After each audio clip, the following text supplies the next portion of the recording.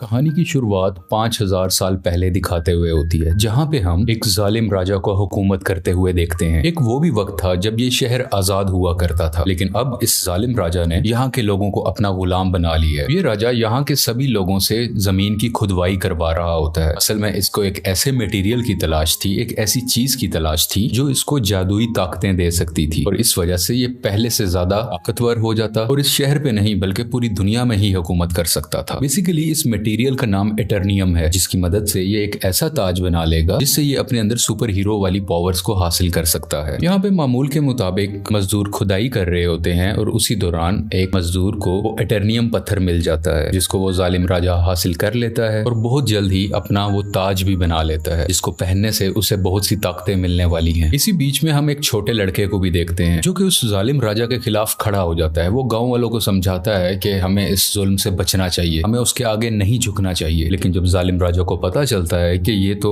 मेरे खिलाफ खड़ा हो रहा है, तो वो उसे मारने का हुक्म दे देता है। और जैसे ही उसको मारा जा रहा होता है तो वो लड़का एकदम से गायब हो जाता है और एक ऐसी जगह पे आ जाता है जहाँ पे बहुत से देवता बैठे हुए थे। ये 6 गॉड्स या देवता इस बच्चे को कहते हैं कि तुमने हिम्मत की, हमें बहुत अच्छा लगा, इसलिए हम तुम्हें एक ऐसी पावर देने जा रहे हैं जिससे तुम एक लफ्ज शज़ाम बोलोगे तो तुम्हारे अंदर हम सब की पावर्स आ जाएंगी और तुम इतने ताकतवर बन जाओगे कि तुम आराम से उस जालिम राजा को हरा सकते हो। ये छोटा लड़का करता भी ऐसे है, वो शज़ाम बोलता है और बहुत ज्यादा पावरफुल बन जाता है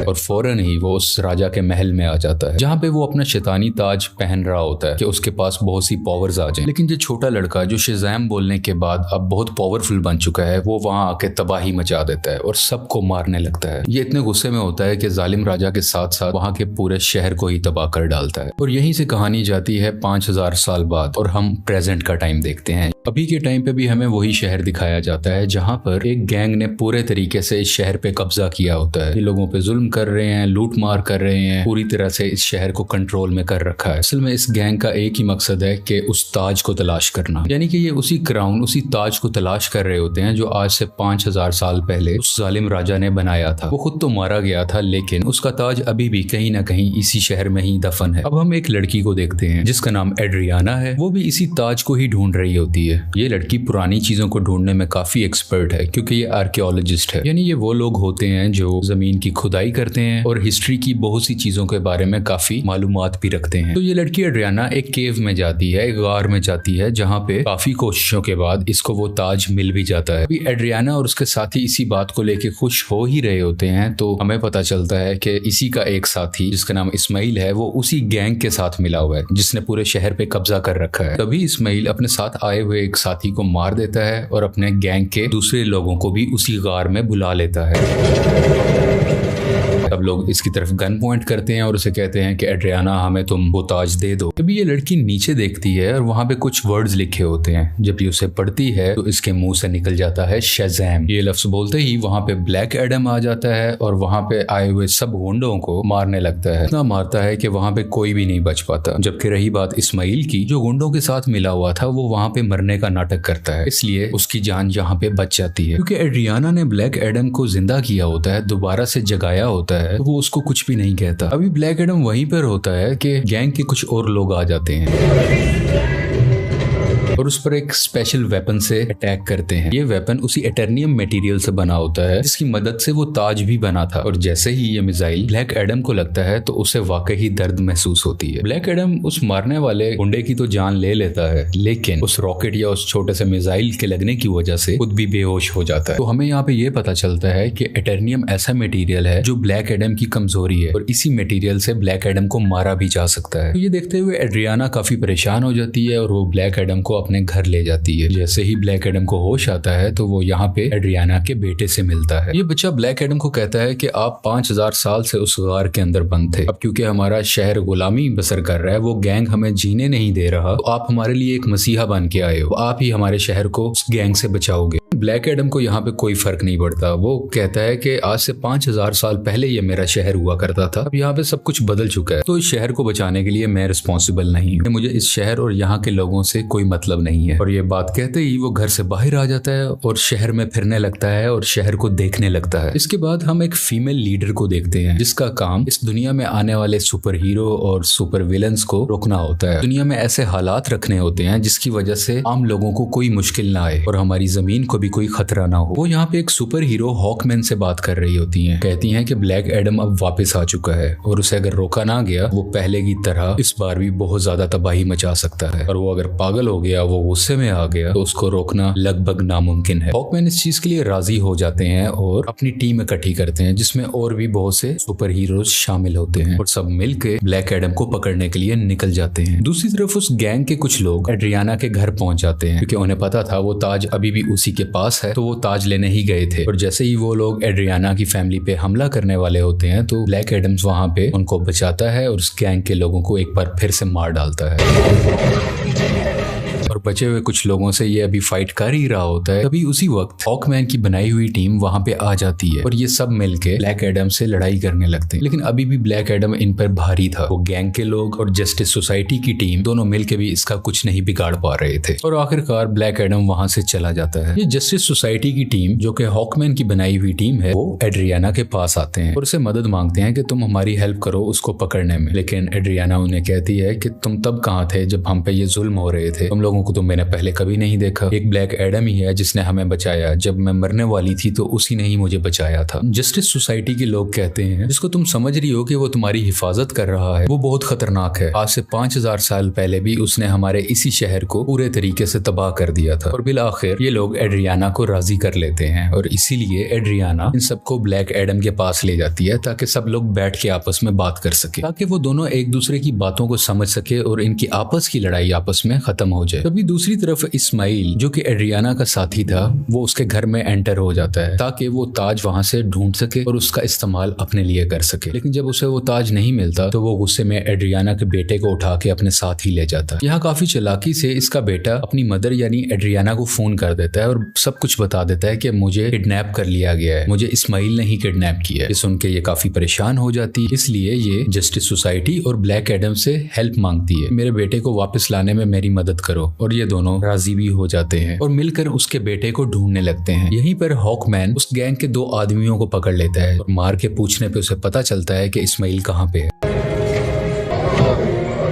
इस्माइल ने उसके बेटे को एक खुफिया जगह में रखा है जो कि एक रेगिस्तान में है। और जब ये सब यानी ब्लैक एडम और जस्टिस सोसाइटी उस जगह पर पहुंचते हैं तो देखते हैं कि इस्माइल ने उसके बेटे पे गन पॉइंट की हुई है। और यहाँ पे इस्माइल एक राज बताता है कि वो गैंग जो पूरे शहर में तबाही मचा रहा है उसका लीडर मैं ही हूँ और ये सब गुंडे मेरे लिए ही काम करते हैं। इसलिए वो एड्रियाना को कहता है कि अगर तुम्हें अपने बेटे की जान बचानी है तो मुझे वो ताज दे दो। तो ये परेशान माँ उसको वो ताज दे देती है ताकि उसके बेटे की जान बच सके, लेकिन इसके बावजूद भी वो उस बच्चे पे गोली चला देता है। और जैसे ही ब्लैक एडम ये देखता है तो वो तेज स्पीड से उड़ता हुआ उसके आगे आकर उस बच्चे की जान बचा लेता है और यहाँ पे इस्माइल को अपनी लाइटनिंग से जला के मुकम्मल तरीके से खत्म कर डालता है। यहाँ पे ब्लैक एडम भी हॉकमैन से मिलता है और उसको एक बहुत बड़ा राज बताता है कि आज से 5000 साल पहले वो लड़का जिसने उस जालिम राजा के खिलाफ आवाज उठाई थी वो मैं नहीं था बल्कि वो मेरा बेटा था। और जब जालिम राजा मेरे बेटे को मार रहा था तो वो उसी वक्त वहीं से गायब हो गया था। इस चीज को देखते हुए जालिम राजा को बहुत गुस्सा आया क्योंकि अब वो मेरे बेटे को तो ढूंढ नहीं पा रहा था, तो उसने मुझे मेरे घर वालों को पकड़ लिया और हमें बहुत मारा पीटा। हमें इतने बुरे तरीके से मारा गया कि शायद कोई जानवरों पे भी ऐसा सलूक नहीं करता। देखते ही देखते मेरी वाइफ वहीं पर मारी गई और मैं भी तकरीबन मरने ही वाला था, तभी मेरा बेटा मेरे पास वापस आ गया जिसके पास बहुत सी शक्तियां थी, बहुत सी पावर्स थी और उसने अपनी सारी पावर्स मुझे दे दी। यानी कि अब सारी पावर्स मेरे अंदर आ चुकी थी। अभी हम दोनों बात कर ही रहे थे तभी जालिम राजा के लोगों ने एक बार फिर से हम पे हमला कर दिया। वहां पे मैं तो बच गया क्योंकि मेरे पास बहुत सी पावर्स थी, लेकिन मेरा बेटा मेरी आंखों के सामने ही मारा गया। अपने बेटे को मरता हुआ देख के मैं आग बगूला हो गया, यानी मुझे बहुत गुस्सा आ गया और मैंने जालिम राजा और उसके लोगों को तो मार दिया, लेकिन वो पावर्स, वो शक्तियां मेरे काबू में नहीं रही। मैं उन्हें कंट्रोल ही नहीं कर सका और देखते ही देखते ये पूरा शहर मेरे ना चाहते हुए तबाह हो गया। मेरा ऐसा करने की वजह से उन देवताओं ने, जिन्होंने मेरे बेटे को शक्ति दी और वो शक्ति अब मेरे पास है, वो बहुत नाराज हो चुके थे कि मैंने अपनी पावर का मिसयूज किया है, मैंने अपनी पावर को कंट्रोल में नहीं रखा। इसीलिए उन्होंने मुझे उस केव में बंद कर रखा और मैं कई हजार साल तक उस केव, उस गार के अंदर बंद रहा। जब एड्रियाना ने आके नाम लिया तो मैं एक बार दोबारा से जिंदा हो गया। यहाँ पे ब्लैक एडम को अभी भी बहुत अफसोस होता है कि उसकी वजह से पहले भी बहुत ज्यादा तबाही मची और अब भी बहुत ज्यादा तबाही मची है, बहुत से लोग मारे गए। ये वो हॉकमैन को कहता है कि मैं सरेंडर करना चाहता हूँ, मैं अपनी पावर्स को खत्म करके तुम लोगों के हवाले करना चाहता हूँ ताकि मेरी वजह से किसी को कोई नुकसान ना पहुंचे। इसके बाद ब्लैक एडम शज़ैम का वर्ड बोलता है, जिससे वो वापस से अपनी एक नॉर्मल फॉर्म में आ जाता है, यानी वो एक नॉर्मल इंसान बन जाता है जिसके पास इस वक्त ऊपर पावर्स नहीं है। और जब तक ये दोबारा शज़ैम नहीं बोलेगा तब तक ये वापस से ब्लैक एडम नहीं बन सकता। इसलिए ये इनसे रिक्वेस्ट भी करता है, तुम मेरे साथ कुछ ऐसा करो कि मैं दोबारा से ये वर्ड बोल ही ना सकूं। आखिरकार ब्लैक एडम को पानी के अंदर डाल दिया जाता है और उसके मुंह में एक ऐसी डिवाइस लगा दी जाती है जिस वजह से ये बोल ही ना पाए। ये एक छोटी सी जेल होती है जिसमें ब्लैक एडम को बंद कर दिया जाता है। दूसरी तरफ हमें इस्माइल को दिखाया जाता है जो कि मर चुका था और अब वो हेल के अंदर आ गया है। इस्माइल को एक बात शुरू से पता थी कि अगर वो उस ताज की ताकत को हासिल करना चाहता है तो उसका तरीका ये है कि उसको वो ताज अपने हाथ में पकड़ना होगा और उसी वक्त कोई ना कोई उसको मारे ताकि वो मर के हेल में आ जाए, यानी कि जहन्नुम में आ जाए और वो हेल के डीमन से यहाँ पे मिल सके जिनसे वो पावर हासिल कर सके। ये सारी बातें इस्माइल शुरू से ही जानता था, इसीलिए उसने ब्लैक एडम को उकसाया कि मैं जैसे ही एड्रियाना के बेटे को मारूंगा ब्लैक एडम आके उसे बचाएगा और मुझे मार डालेगा और उसी वक्त ताज भी उसके हाथ में ही था। ये सब बातें ये शुरू से जानता था और सब कुछ इसके प्लान के मुताबिक ही हो रहा था। यहाँ हेल के डीमंस इस्माइल से मिलते हैं और उसको अपनी पावर्स दे देते। पहले जैसा इंसान नहीं था, ये सबाक बन चुका होता है। ये इन पावर्स के साथ इस दुनिया में आ जाता है और हर तरफ तबाही मचाने लगता है। जैसे ही जस्टिस सोसाइटी को इसके बारे में पता चलता है तो वो इसके मुकाबले के लिए इसके सामने आते हैं। यहाँ पे काफी देर लड़ाई चलती रहती है, लेकिन सबाक क्योंकि बहुत ज्यादा पावरफुल था, ये सब मिल के भी उसको नहीं रोक पा रहे थे। इसी जस्टिस सोसाइटी के एक और टीम मेंबर जिनका नाम डॉक्टर फेट है, वो अपनी मल्टीपल फॉर्म्स में आते हैं, मुख्तलिफ पावर्स का इस्तेमाल करते हुए सबाक को मारने की कोशिश करते हैं, लेकिन फिर भी कामयाब नहीं होते और बहुत जल्द ये सब समझ जाते हैं कि सबाक को ब्लैक एडम के अलावा और कोई नहीं हरा सकता। इसलिए वो यहाँ पे टेलीपैथी के जरिए ब्लैक एडम से बात करने लगते हैं, को बताते हैं कि हमें तुम्हारी हेल्प की जरूरत है और ये लोग यहीं से उसकी काफी हेल्प भी करते हैं ताकि वो खुद को आजाद करवा सके। वहां से निकलते ही वहां के कुछ सोल्जर्स को मारता है, पानी से बाहर आता है और बाहर आते ही सीधा शज़ैम बोलता है, जिसकी वजह से उसको ब्लैक एडम्स की पावर मिल जाती है और बगैर वक्त जाया किए सबाक के पास जाने लगता है। दूसरी तरफ जस्टिस सोसाइटी के लोग अभी भी सबाक से लड़ रहे होते हैं और इसी दौरान उनका एक साथी डॉक्टर फेट वहीं पर अपनी जान से हाथ धो बैठते हैं, यानी कि मारे जाते हैं। हॉकमैन भी काफी ज्यादा सबाक से लड़ रहे होते हैं, लेकिन इनकी कोशिशें कुछ ज्यादा कामयाब नहीं होती। लेकिन अच्छा तो तब होता है कि उसी वक्त वहां पे ब्लैक एडम भी आ जाता है और अब ब्लैक एडम और सबाक की काफी लड़ाई होती है। ये फाइट काफी टक्कर की थी, लेकिन वक्त के साथ ऐसा लग रहा था कि सिर्फ ब्लैक एडम ही है जो सबाक को हरा सकता है। और कुछ ही देर के बाद ब्लैक एडम सबाक के सर को पकड़ के उसके दो हिस्से कर डालता है और उसको मुकम्मल तरीके से फाड़ कर आखिरकार सबाक की जान ले लेता है। इसी वजह से सबाक की मौत हो जाती है और सब कुछ सुकून में आ जाता है, सब कुछ ठीक होने लगता है। शहर के लोग ब्लैक एडम को अपना मसीहा मानने लगते हैं। वो सब इस बात को मान लेते हैं कि ब्लैक एडम ने हमें और हमारे शहर को बचाया है। इसके बाद हम उसी लेडी को देखते हैं जिसने जस्टिस सोसाइटी की टीम को बनाया होता है ताकि वो ब्लैक एडम को रोक सके। वो यहाँ पे ब्लैक एडम को कहती है कि ठीक है, तुम्हें जो करना है वो करो, लेकिन तुम अपने इस शहर से ना निकलना। तुम इस शहर के लोगों के मसीहा बनो, उनका ख्याल रखो, गार्डियन बनो, मुझे उसे परवाह नहीं है, लेकिन अपने इस शहर से तुमने नहीं निकलना, क्योंकि अगर तुम इस शहर से बाहर आए तो तुम्हारे लिए अच्छा नहीं होगा। यहाँ पे ब्लैक एडम बैठा उसको देखता है और कहता है कि मुझ पे कोई हुक्म नहीं चला सकता और उसका जब भी कुछ भी करने को दिल करेगा वो अपनी ही मर्जी करेगा। लेकिन तभी वो लेडी बोलती है, हाँ शायद तुम ठीक कह रहे हो, तुम्हें इस दुनिया में रहने वाला तो शायद कोई नहीं रोक सकता, लेकिन मैं किसी ऐसे को जानती हूँ जो हमारी दुनिया से नहीं है। और ब्लैक एडम को गुस्सा आता है और वो स्क्रीन को ही तोड़ देता है जिससे वो लेडी बात कर रही थी। स्क्रीन के टूटने से हर तरफ धुआं ही धुआं होने लगता है और तभी उस धुएं से बाहर आता है सुपरमैन और वो ब्लैक एडम को कहता है कि हमें शायद बैठ के बात करनी चाहिए। और यहाँ पे सुपरमैन के ये कहते ही इस मूवी की कहानी यहीं पे खत्म हो जाती है।